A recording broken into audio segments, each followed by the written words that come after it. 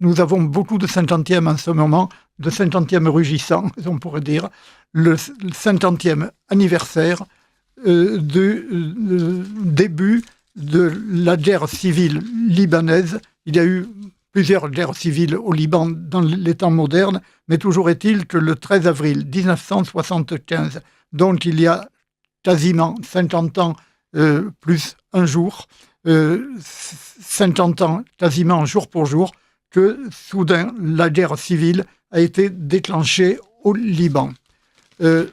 Donc une série d'incidents meurtriers entre commandos palestiniens et phalangistes, peut-on dire, marquent les débuts de la guerre civile. Les séquelles de ce conflit continuent de peser sur la société libanaise toujours fracturée, que nous connaissons bien, cher Yann Bali. Je suis allé souvent au Liban, j'espère bien pouvoir y retourner. Ce n'est pas quelquefois très facile pour des raisons de santé. Mais donc là, aujourd'hui, là, on peut dire que le Liban vit un petit moment de paix, c'est beaucoup dire, étant donné que à la frontière, donc avec la, comment dirais-je, à la frontière avec Israël, on ne peut pas dire que ce soit véritablement la paix. Mais Yann Bali, vous vous rendez, je pense, la semaine prochaine au Liban, vous nous ramènerez des impressions, un reportage, mais surtout vous amenez avec vous toute une équipe de jeunes gens de France. Pouvez-vous nous dire vos impressions sur la situation au Liban aujourd'hui ? Alors si vous voulez, je peux revenir aussi sur cet anniversaire, du 50e anniversaire du déclenchement de la guerre au Liban. Nos amis de la résistance chrétienne libanaise n'aiment pas qu'on emploie le terme de guerre civile, parce que ils estiment que la guerre qui a commencé le 13 avril 75 est une guerre entre partisans de la souveraineté libanaise et des entités étrangères importées au Liban qui ont fait la guerre au Liban pour déstabiliser son État. Et on n'est pas très loin de la situation française, puisqu'il faut rappeler que le Liban, et notamment les chrétiens du Liban, et notamment l'église maronite, ont accueilli dès les années 50 à bras ouverts les Palestiniens qui, pour diverses raisons, ont dû quitter leur terre après la déclaration d'indépendance de l'État d'Israël, qui se sont réfugiés dans divers pays. En Jordanie, le roi de Jordanie les a traités de façon assez brutale à l'époque. Et le Liban, les Libanais, notamment les Libanais chrétiens, ont accueilli à bras ouverts les Palestiniens, leur ont offert des terres, leur ont offert la scolarisation, etc. Et le problème, c'est qu'en 1969, l'État libanais a reconnu l'extraterritorialité des camps palestiniens et a donné la possibilité aux milices palestiniens de s'armer lourdement. Et ces armes ne les ont pas utilisées pour reconquérir leur pays perdu, mais ils les ont retournés contre ceux qui les avaient accueillis. Et c'est donc l'affaire du 13 avril 75 qui a commencé effectivement par un bus de miliciens palestiniens qui, alors qu'on leur avait dit de ne pas passer dans ce secteur, dans ce secteur de Beyrouth, puisque de Ain el-Raymaneh exactement, puisqu'on inaugurait une église.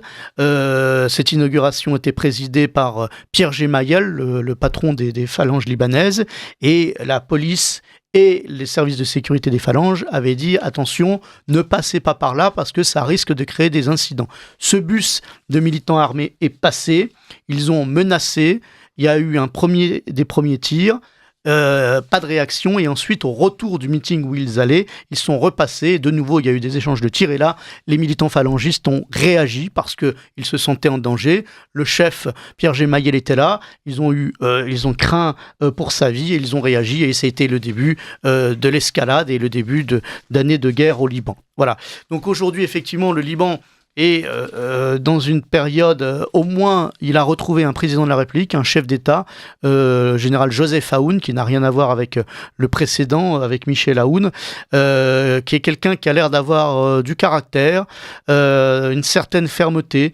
Son discours d'investiture était très intéressant parce qu'il reprenait tout ce que nos amis des forces libanaises de Samir Jaja ou du parti Kataeb de Sami Gemayel demandent depuis des années, ainsi que le patriarche maronite Rai, c'est-à-dire le retour de la souveraineté au Liban, le retour de la puissance de l'État, le fait que seul l'État peut posséder des armes et être armé lourdement pour défendre le Liban. Sous-entendu, on doit désarmer le Hezbollah et il ne doit plus y avoir de milices surarmées au Liban.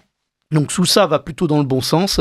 Et effectivement, je me rendrai au Liban la semaine prochaine pour une quinzaine de jours pour y travailler sur l'action de Chrétienté et Solidarité, notamment en termes de parrainage. Nous allons ouvrir une cinquantaine de parrainages pour les villages chrétiens du Sud qui ont subi la guerre récente. Voilà, et j'accompagne également un groupe de jeunes lycéens qui ont choisi comme patron de promotion, les lycéens de terminale qui ont choisi comme patron de promotion Bachir Gemayel.